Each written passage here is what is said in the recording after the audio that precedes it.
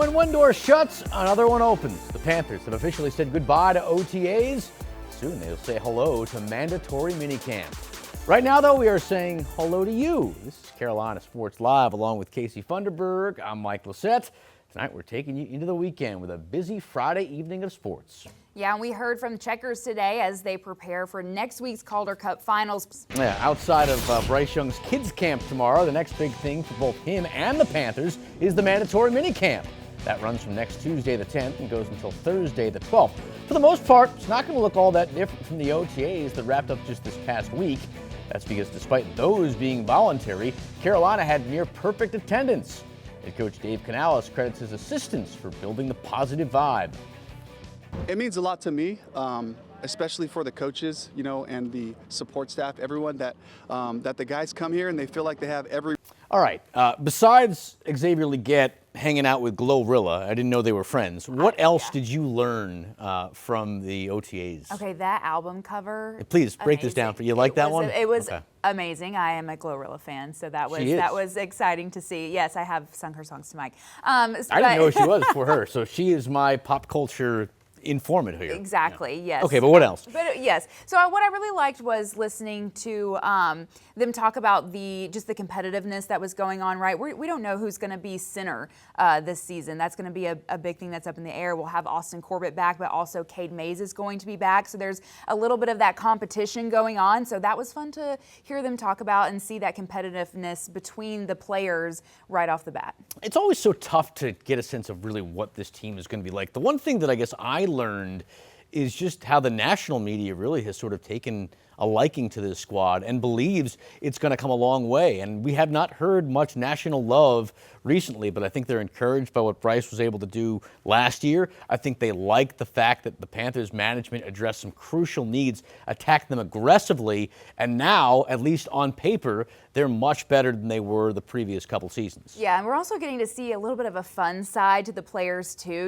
With Legette going to the Kentucky Derby, sharing his love of horses, that kind of opened up another audience to him. Okay, but are you concerned that maybe he did too much? You want to see him to... No, okay. I don't think so. I think at this point in his career and with where the Panthers are, I think that was great. And it brought so many people into knowing him and his personality and where he's from, and that could bring more supporters to the Panthers this season, which is something that I think they could use. At some point that argument's going to come. Was he out there too much? But it is great to see him, and great to see him get that national attention, which a lot of players crave, and he did a great job at the Derby. Yeah. Well, just like that, as my paper goes flying, we're down to 16 teams in the NCAA baseball tournament. The 8 super regional matchups get going today and tomorrow. 2 of them are taking place right here in North Carolina. Yeah, the Blue Devils hosting Murray State. Game 1 in Durham is tomorrow afternoon, but today we got action in Chapel Hill. UNC taking on Arizona. All right, meanwhile, for the first time in program history, Duke will be hosting postseason baseball at Jack Combs Field. The Blue Devils start their super regional journey tomorrow, facing the Missouri Valley Conference champs Murray State. The Racers are coming off an impressive run in the Oxford Regional. As for Duke, many have counted them out this season. The Blue Devils are coming off an impressive run in the Athens Regional as the number 2 seed. Even though Duke is favored this weekend, head coach Chris Pollard says they still look in the mirror and see an underdog. We don't get caught up in the other jerks. I like to hear that. All right, our third Carolina team in Super Regionals is actually playing right now, and that'd be Coastal Carolina. They're on the road tonight against number 4 overall seed Auburn. It's a tough matchup for the Chants, but right now they're actually up 6-3 in the 6th. Game 2 is tomorrow at 3 p.m. Well, it is time to go bananas, the Savannah Bananas, that is. You got to do it bigger than that. I mean, it is time to go bananas. That's better right there. The baseball club played in front of a sold-out crowd at Bank of America Stadium tonight. Joey Ellis was there for all the fun. I don't get it, but it looked like people had fun.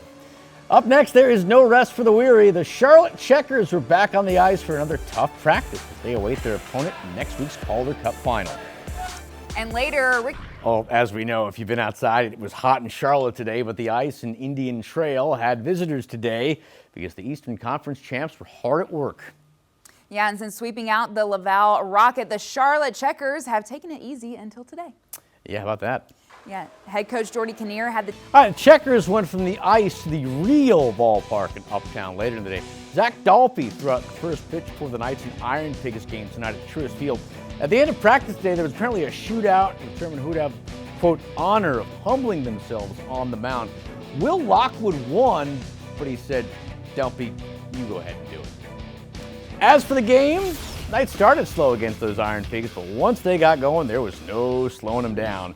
Fourth inning is when this one took a turn for the better for him. Brian Ramos getting it started with a 2-run blast.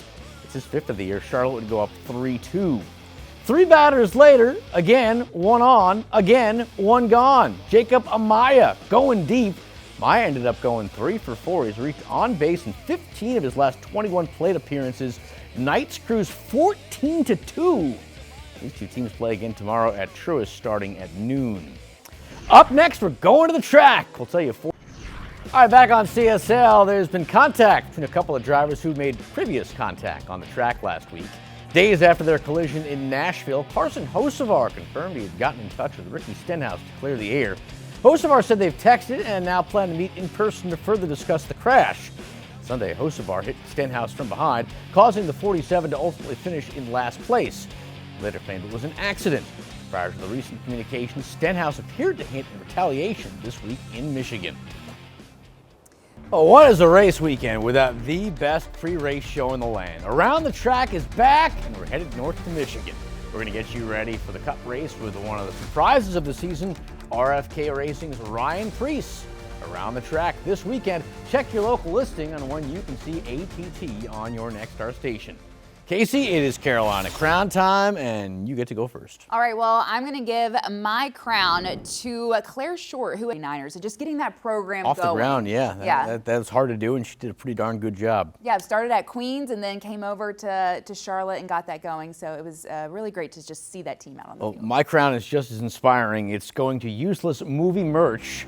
I've got a couple random popcorn buckets at my house, and I think I'm going to be adding another. Check out the Superman one there in the middle from view.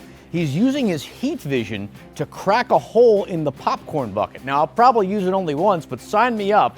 I think they're going for $29.99. Casey, to point out, that's the price without popcorn. So if you, I think, add popcorn in it, it'd probably be about like Where did you 40 find bucks. this? It's all over it. People, I'm a nerd. What do you want from me? No, I love it. okay. I think it'll be great for movie nights. Thank you. All right. For Casey, I'm Mike the Nerd. Have a good night. Good night.